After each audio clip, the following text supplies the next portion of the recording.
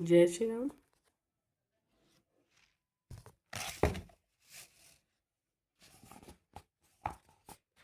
ओम तपः स्वाध्याय निरतं तपस्वी वाग्वदाम्बरं नारदं परिप्रक्ष वाल्मीकि मुनिर्पुंगवम्। तपस्वी वाल्मीकि जी ने तपस्या और स्वाध्याय में लगे हुए विद्वानों में श्रेष्ठ मुनिवर नारद जी से पूछा, कोऽस्मिन् साम्प्रतं लोके गुणवान् कश्च वीर्यवान् धर्मज्ञश्च कृतज्ञश्च सत्यवाक्यो दृढ़व्रता। इस समय इस संसार में गुणवान, वीरवान, धर्मज्ञ, उपकार मानने वाला, सत्यवक्ता और दृढ़ प्रतिज्ञ कौन है? चारित्रेण च को युक्तः सर्वभूतेषु को हितः विद्वान् कं समर्थश्च कश्चैक प्रियदर्शनः। सदाचार से युक्त, समस्त प्राणियों का हित साधक, विद्वान, सामर्थ्यशाली और एकमात्र प्रियदर्शन पुरुष कौन है? आत्मवान को जित क्रोधो द्युतिमान को अनसूयका कस्य बिभ्यति देवाश्च जात रोषस्य संयुगे। मन पर अधिकार रखने वाला, क्रोध को जीतने वाला, कांतिमान और किसी की भी निंदा नहीं करने वाला कौन है? तथा संग्राम में कुपित होने पर किससे देवता भी डरते हैं? एतदीक्षाम्यहं श्रोतं परं कौतूहलं हि मे महर्षे त्वं समर्थोऽसि जातु मे विविधं नरम। महर्षि, मैं यह सुनना चाहता हूँ कि इसके लिए मुझे बड़ी उत्सुकता है। आप ऐसे पुरुष को जानने में समर्थ हैं। श्रुत्वा चैत्रत्रिलोकज्ञो वाल्मीकिर्नारदोवाच श्रूयतामिति चामन्त्र्य वाक्यं ब्रवीत। महर्षि वाल्मीकि के इस वचन को सुनकर तीनों लोगों का ज्ञान रखने वाले नारद जी ने उन्हें संबोधित करके कहा, अच्छा सुनिए। मैं प्रसन्नतापूर्वक बोले, बहवो दुर्लभाश्चैव ये त्वया कीर्तिता गुणा मुने वक्ष्याम्यहं बुधध्वा ते युक्ता श्रुता नरम। कहते हैं कि मुनि, आपने जिन बहुत से दुर्लभ गुणों का वर्णन किया है उनसे युक्त पुरुष को मैं विचार करके कहता हूँ, आप सुने। इंद्रवाक्षो वंश प्रभो रामो रामाजनयश्रुता नियतात्मा महावीर्यो धृतिमान वंशी वशिः। इक्ष्वाक वंश में उत्पन्न हुए एक ऐसे पुरुष हैं जो लोगों में राम नाम से विख्यात हैं। वे ही मन को वश में रखने वाले महाबलवान, कांतिवान, धैर्यवान और जितेंद्रिय हैं। बुद्धिमान, नीतिमान, वाग्मी, श्रीमान, शत्रु निवारण, विपुलांशो महाबाहु, कम्बग्रीवो महाहनु। वे बुद्धिमान, नीतिज्ञ, वक्ता, शोभायमान तथा शत्रु संहारक हैं। उनके कंधे मोटे और भुजाएं बड़ी बड़ी हैं। ग्रीवा शंख के समान है और ठोड़ी मासल है। महोरस को महेश पाशो गूढ़ जत्रुररिंदमः आजान बाहु सुशिरा सुललाट सुविक्रमः।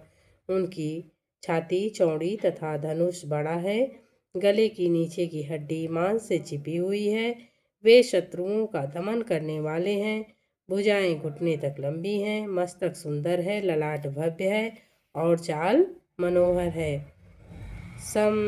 समः संविभक्तांगः स्निग्धवर्ण प्रतापवान पीनवक्षा विशालाक्षो लक्ष्मीवान शुभ लक्षणा।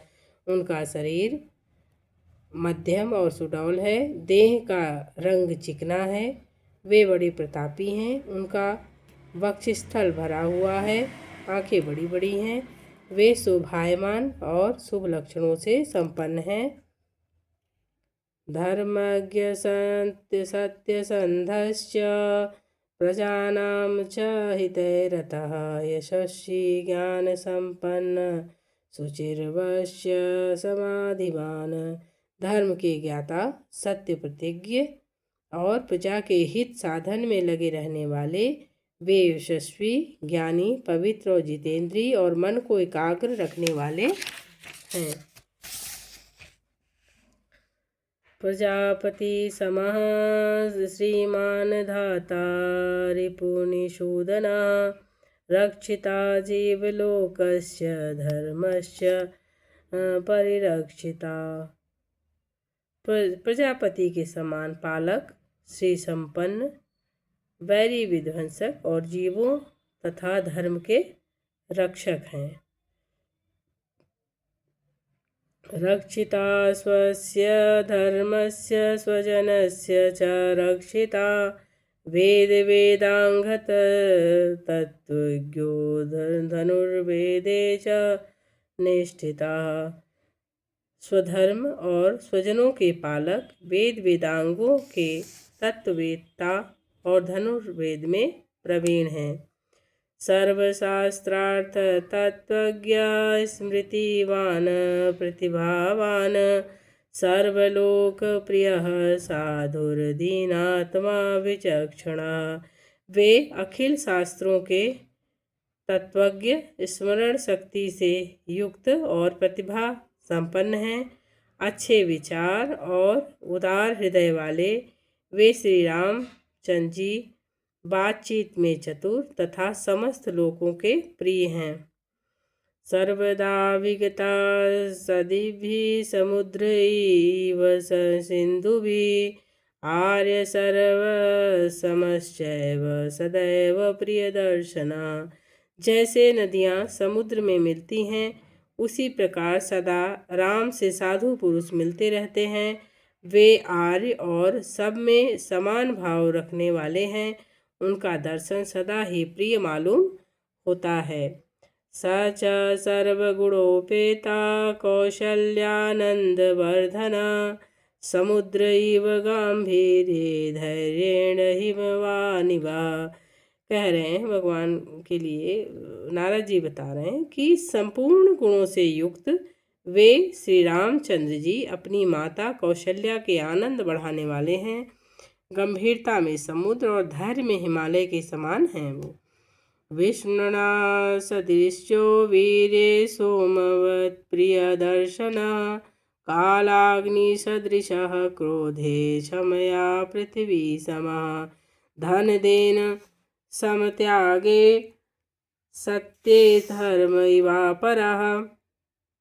वे विष्णु भगवान के समान बलवान हैं। उनका दर्शन चंद्रमा के समान मनोहर प्रतीत होता है और वे क्रोध में कालाग्नि के समान और क्षमा में पृथ्वी के सदृश हैं। त्याग में कुबेर और सत्य में द्वितीय धर्मराज के समान है। तमेवं गुणसम्पन्नं राम सत्यपराक्रमं ज्येष्ठं ज्येष्ठगुणैर्युक्तं प्रियं दशरथसुतं प्रकृतीनां हितयुक्तं प्रकृतिप्रियकाम्यया यौवराज्येन संयोक्तुमेक्षं प्रीत्या महीपति। इस प्रकार उत्तम गुणों से युक्त तथा सत्य पराक्रम वाले सद्गुणशाली और अपने प्रियतम ज्येष्ठ पुत्र को, जो प्रजा के हित में संलग्न रहने वाले थे, प्रजा वर्ग का हित करने की इच्छा से राजा दशरथ ने प्रेमवश युवराज पद पर अभिषिक्त करना चाहा। तत्याभिषेक संभारान दृष्ट्वा भार्याथ कैकेयी पूर्वदत्तवरा देवी वरमेनमयाचत विवासनं च रामस्य भरतस्याभिषेचनम्। तदंतर राम के राज्याभिषेक की तैयारियां देखकर रानी कैकेयी ने, जिसे पहले ही वर दिया जा चुका था, राजा से यह वर मांगा कि राम का निर्वासन और भारत का राज्याभिषेक हो। सह सत्यवचनात् राजा धर्मपाशेन संयतः विवासयामास सुतं रामं दशरथ प्रियम। राजा दशरथ ने सत्य वचन के कारण धर्म बंधन में बंधकर प्यारे पुत्र राम को वनवास दे दिया। सहजगाम वनम वीर प्रतिज्ञामनुपालयन् पितुर्वचन निर्देशात् कैकेय्या प्रिय कारणात्। कैकेयी का प्रिय करने के लिए पिता की आज्ञा के अनुसार उनकी प्रतिज्ञा का पालन करते हुए वे वीर रामचंद्र वन को चले गए। तम व्रजंतम प्रियो भ्राता लक्ष्मणोऽनुजुगामः स्नेहाद विनय संपन्न सुमित्रानंदवर्धन भ्रातरम दयितो भ्रातुर दर्शयन। तब सुमित्रा के आनंद बढ़ाने वाले विनयशील लक्ष्मण जी ने भी अपने बड़े भाई राम को बहुत ही प्रिय थे, अपने सुबंधुत्व का परिचय देते हुए स्नेहवश वन को जाने वाले बंधुवर राम का अनुसरण किया। रामस्य दयिता भार्या नित्यं प्राणसमाहिता जनकस्य कुले जाता देवमायेव निर्मिता सर्वलक्षण संपन्ना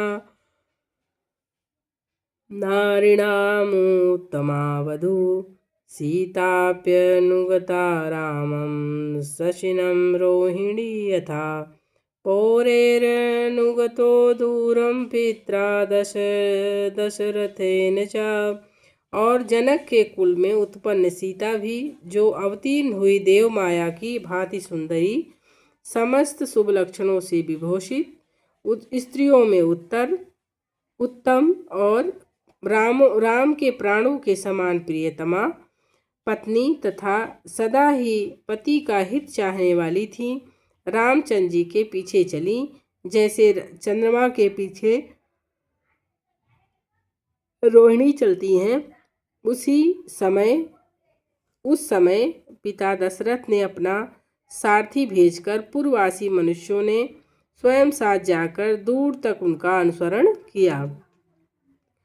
श्रृंगवेर सुतं गंगाकूले व्यसजत गुहामासाद्य धर्मात्मा निषादाधिपतिम प्रियम। फिर श्रृंगवेरपुर में गंगा तट पर अपने प्रिय निषाद राजगुह के पास पहुंचकर धर्मात्मा श्री रामचंद्र जी ने सारथी को यानी अयोध्या के लिए विदा कर दिया।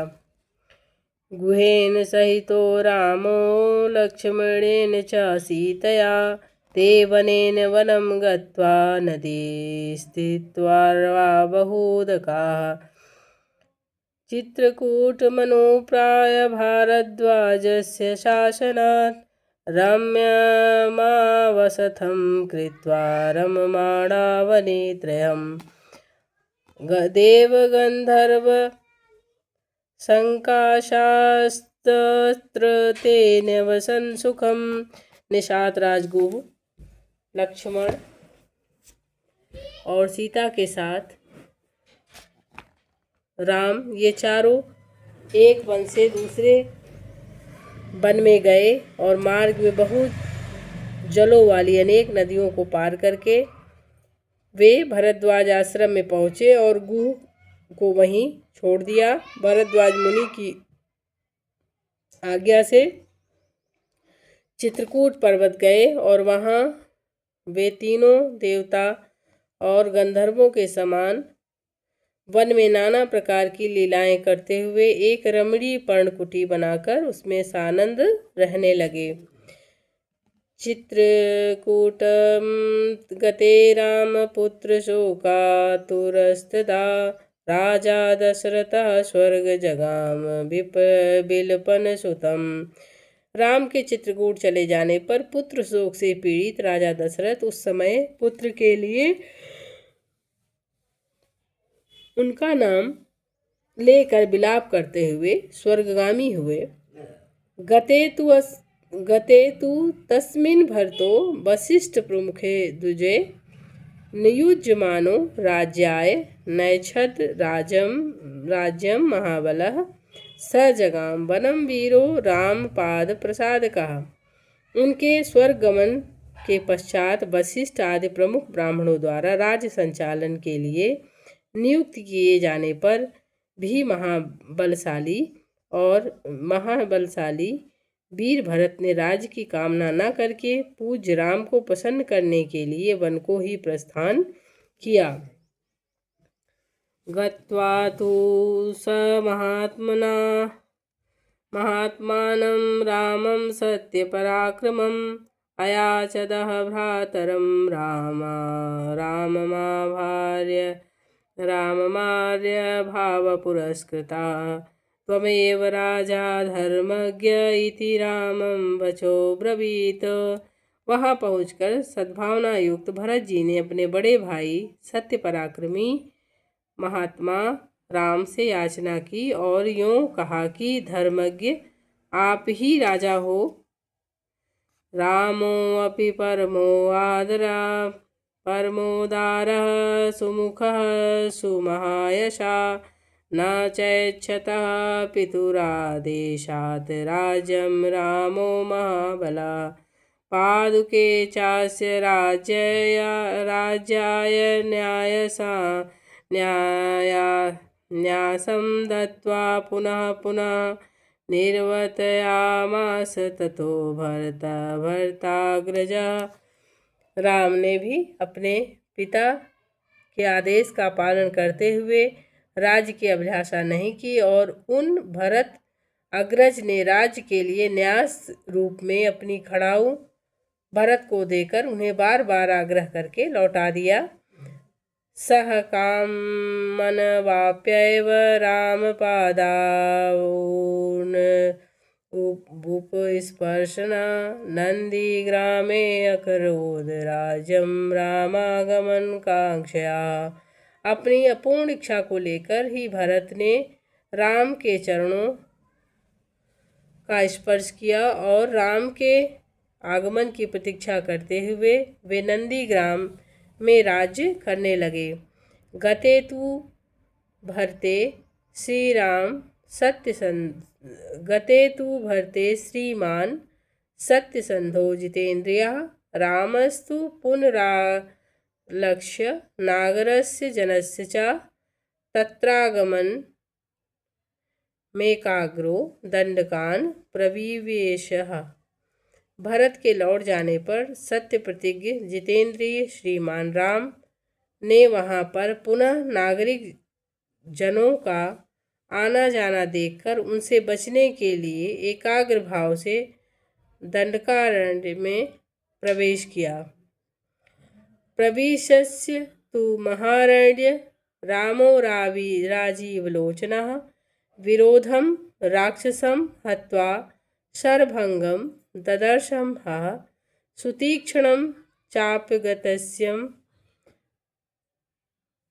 च अगस्त्य भ्रातरम यथा। उस महान वन में पहुंचने पर कमल लोचन राम ने विराध नामक राक्षस को मारकर शरभंग, सुतीक्ष्ण, अगस्त्य मुनि और अगस्त्य के भ्राता का दर्शन किया। अगस्त्य वा वचनाश्चैव जगाहयेदेव शरासनः खड्गं च परम प्रीत स्तुड़ी चाक्षय सायको। फिर अगस्त्य मुनि के कहने से उन्होंने इंद्रधनुष, एक खड्ग और 2 तुणीर जिसमें बाण कभी नहीं घटते थे प्रसन्नतापूर्वक ग्रहण किए। वसतस्य रामस्य वने वनचरे स ऋषियोऽभ्यागमनं सर्वे वधाया सुररक्षसाम। एक दिन वन में वनचरों के साथ रहने वाले श्री राम के पास असुर तथा राक्षसों के वध के लिए निवेदन करने को वहां के सभी ऋषि आए। सह तेषां प्रतिश्रुषाव राक्षसानां तदा वने प्रतिज्ञाश्च रामेण वधः संयति रक्षसां ऋषीणां मग्नि कल्पनां दंडकारण्य वासिनाम। उस समय वन में श्री राम ने दंडकारण्य वासी अग्नि के समान तेजस्वी उन ऋषियों को राक्षसों से मारने का वचन दिया और संग्राम में उनके वध की प्रतिज्ञा ली। त्रेन तत्रैव वसता जनस्थाना निवासिनी विरूपिता सुपर्णखा राक्षसी कामरूपिणी। वहाँ ही रहते हुए श्री राम के इच्छा अनुसार रूप बनाने वाली जनस्थान निवासिनी सुपर्णखा नाम की राक्षसी को लक्ष्मण के द्वारा उसकी नाक काटकर कुरूप कर दिया गया। ततः सुपर्णखा वाक्यादुक्तवान् सर्वराक्षसान् खरं त्रिशिरसं चैव दूषणं चैव राक्षसं निजधान रणे तेषां चैव पदानुगान। तब सुपर्णखा के कहने से चढ़ाई करने वाले सभी राक्षसों को तथा खरदूषण त्रिशिरा और उनके पृष्ठ पोषक असुरों को राम ने युद्ध में मार डाला। वने तस्मिन् निवसता जनस्थान निवासिनां राक्षसा निहन्तन्यासन् सहस्राणि चतुर्दशः। उस वन में निवास करते हुए उन्होंने जन स्थानवासी 14,000 राक्षसों का वध किया। ततो ज्ञातिवधं श्रुत्वा रावणः क्रोधमूर्छितः सहायं वर्यामास मारीचं नाम राक्षसम। तदंतर अपने कुटुंब का वध सुनकर रावण नाम का राक्षस क्रोध में से मूर्छित हो उठा और उसने मारीच राक्षस से सहायता मांगी। वार्यमाणः सुबहुशो मारीचेन सह रावणः न विरोधो बलवता क्षमो रावण तेन ते अनादृत्य तो तदाख्यं रावण काल चोदितः जगाम सह मारीचस्तया श्रम पदम तदा। यद्यपि मारीच ने यह कहकर कि रावण उस बलवान राम के साथ तुम्हारा विरोध ठीक नहीं है, रावण को अनेकों बार मना किया, परंतु काल की प्रेरणा से रावण ने मारीच के वाक्यों को टाल दिया और उसके साथ ही राम के आश्रम पर गया। येन तेन माया विना दूरम पवा नृपात्मजो जहार भार्या रामस्य गृहंधम हत्वा जटायुषम। मायावी मारीच के द्वारा उसने दोनों राजकुमारों को आश्रम से दूर हटा दिया और स्वयं राम की पत्नी सीता का अपहरण कर लिया। जाते समय मार्ग में विघ्न डालने के कारण उसने जटायु नामक गृध्र का वध किया। गृधम च निहतं दृष्ट्वा हन्त्वा श्रुत्वा च मैथिलीं राघवं शोक संतप्तो विललापा कुलेन्द्रियः। तत्पश्चात जटायु को आहत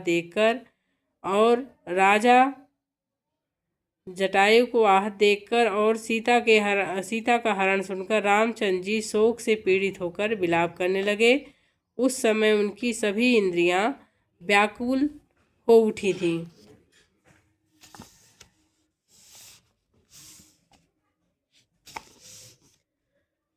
तते तत्स्नैव शोकेन गृध्र दग्ध्वा जटायुषं मार्गमाणो वने सीतां राक्षसं संदर्शं ह कबंधं नाम रूपेण विकृत घोर दर्शनम तम हत्य महारबाहुर्दाह स्वर्गतश्च चाह। फिर उस शोक में पड़े हुए उन्होंने जटायु गृध्र का अंतिम संस्कार किया और वन में सीता को ढूंढते हुए कबंध नामक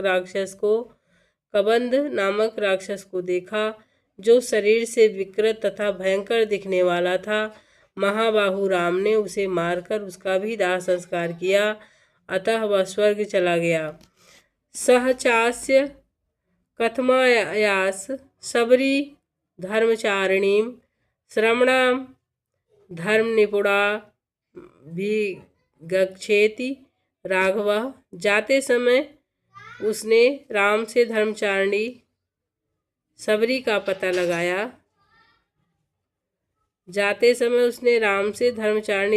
पता लगाया और कहा, रघुनंदन, आप धर्मपरायणा सन्यासिनी सबरी के आश्रम पर जाइए।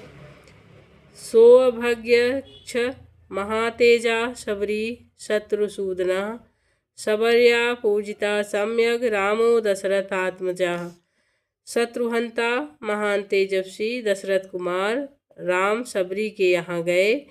उसने इनका भली भांति पूजन किया। पंपा तीरे हनुमंता संगतो वानरेण हा हनुमद्वचना चैव सुग्रीवेण समागता। फिर वे पंपासर के तट पर हनुमान नामक वानर से मिले और उन्हीं के कहने से सुग्रीव से भी मेल किया। सुग्रीवाय च तत्सर्व संसद्रामो महाबला आदिस्तत यथावृतम सीतायाश्च विशेषता। तदंतर महान बलवान राम ने आदि से लेकर जो कुछ हुआ वह और विशेषता सीता का वृत्तांत सुग्रीव से कह सुनाया। सुग्रीवश्चापि तत्सर्व श्रुत्वा रामस्य वानरः चकार शंखरामेण प्रीतश्चैवाग्नि साक्षिकम। वानर सुग्रीव ने राम की सारी बातें सुनकर उनके साथ प्रेम पूर्वक अग्नि को साक्षी मानकर मित्रता की। ततो वानरराजेन वैरानुकथनं प्रति रामाया वेदितं सर्वप्रणयात् दुखितेन च। उसके बाद वानरराज सुग्रीव ने स्नेहवश बाली के साथ बैर होने वाली सारी बातें राम को दुखी होकर बताईं। प्रतिज्ञातं च रामेण तथा वालिवधं प्रति वालिनश्च बलं तत्र कथयामासः वानरः सुग्रीवः शंकितश्च नित्यं वीरेण राघवे। उस समय राम ने बाली को मारने की प्रतिज्ञा की। तब वानर सुग्रीव ने यहाँ बाली के बल का वर्णन किया है, क्योंकि सुग्रीव को राम के बल के विषय में बराबर शंका बनी रहती थी, इसलिए उसने बाली के बल का वर्णन किया है। जय श्री राम।